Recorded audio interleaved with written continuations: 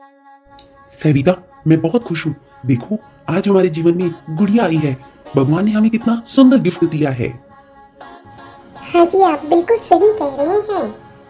अच्छा सविता, मैं ऑफिस जा रहा हूँ, ठीक है? बाय। हे भगवान, माँ जी को क्या हो गया? अभी तक मुझे कुछ भी खाने के लिए नहीं दिया। सुबह के 9 बज चुके हैं। माँ जी, दीदी। हाँ बोलो बहू, क्या बात है? माँ जी, वो मुझे बहुत भूख लग रही थी। अरे तो मैं भी सुबह से बैठी नहीं हूँ, घर के काम ही कर रही हूँ। शांति रखो, लाती हूँ अभी कुछ बना के।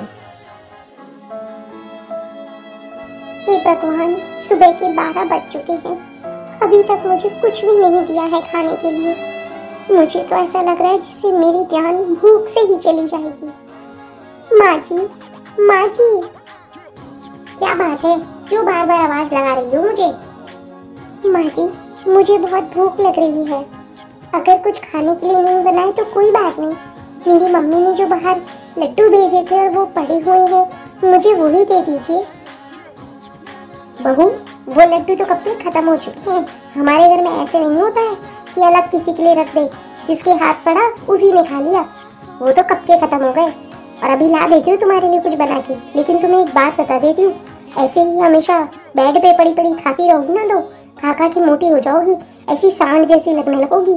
उठो और उठ के थोड़े हाथ पैर चलाओ, जो तुम्हारा शरीर भी सही बना रहे। नहीं तो इतनी आलसी हो जाओगी कि खड़ा भी नहीं हुआ जाएगा तुमसे। पर माँ जी, अभी तो मेरी गुड़िया को जन्म लिए हुए 3 दिन ही हुए हैं। हाँ, तो यही बात मैं तुझे बोलना चाह रही थी।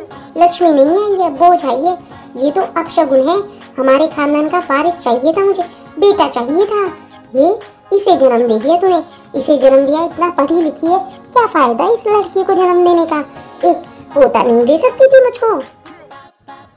पर माँ जी, पर कुछ नहीं, लाती हूँ तेरे लिए कुछ खाने के लिए। हे भगवान, मेरी इतनी चांद सी गुड़िया है, लेकिन माँ जी तो पता नहीं किन ख्यालों में है। क्या बेटी को जन्म देना कोई गुनाह होता है क्या? ये माँ है और एक माँ के दुख को ही नहीं समझ पा रही है। क्या बेटी होना अभिशाप है? आज ये आएंगे तो मैं इन्हें सब बातें बता दूंगी। अरे भाई, कैसी हो तुम? सुबह से गुड़िया के साथ में कितने मजे किए। सुनो जी, माँ जी का व्यवहार अच्छा नहीं है। वो पोते के लिए मुझे सुबह से ताने सुनाए जा रही हैं। देखो, माँ पुराने जमाने की है, पुराने ख्यालात है। तुम्हें भी थोड़ा समझना पड़ेगा। कोई बात नहीं, उनकी बातों पे ध्यान मत दो। लेकिन मैं उन्हें कुछ कह नहीं सकता, आखिरकार वो मेरी माँ है। बहू, ओ बहू, इधर आ जरा। हाँ जी माँ जी, अभी आई। हाँ माँ जी, बोली, क्या कह रही थी आप? ये बहू, ये तेरी छोरी है ना, ये मुझे बहुत परेशान कर रही है। यहाँ इतना शोर मचाया जा रही है, लेके जाए इसे अंदर। पर माँ जी, ये तो यहाँ पर सिर्फ खेल रही है। मम्मी, मैंने कुछ नहीं किया। मुझे ना सिखा तू, निकल छोरी इस कमरे से बाहर। मैंने कुछ नहीं किया, कुछ नहीं किया। मेरे सिर में दर्द कर दिया इतनी देर से तूने। चल बेटा अन्वी, यहाँ से चलते हैं। ठीक है मम्मी।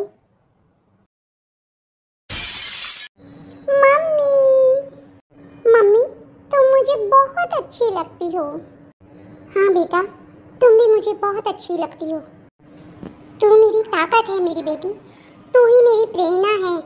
मैं तुझे इस दुनिया में सिर उठा करके चलना सिखाऊंगी। हाँ बहू, क्यों नहीं, यही तेरी ताकत है। पर तुझे असली पता तो जब चलता जब तेरे बेटी नहीं बेटा होता, तब तुझे असली ताकत का पता चलता। हमें वंश में क्या दिया तूने? माँ जी, क्या सिर्फ बेटा ही वंश को आगे बढ़ाता है? क्या बेटी अपने माँ बाप का नाम रोशन नहीं कर सकती? आजकल बेटियाँ IAS, IPS, डॉक्टर, इंजीनियर और आजकल तो फौज में भी जा रही है। देश की रक्षा में भी बेटियों का पूरा सहयोग है। अपने माता पिता की सेवा कर रही है। फिर भी लोग बेटी को बोझ क्यों समझते हैं माँ जी? बताइए, क्यों समझते हैं?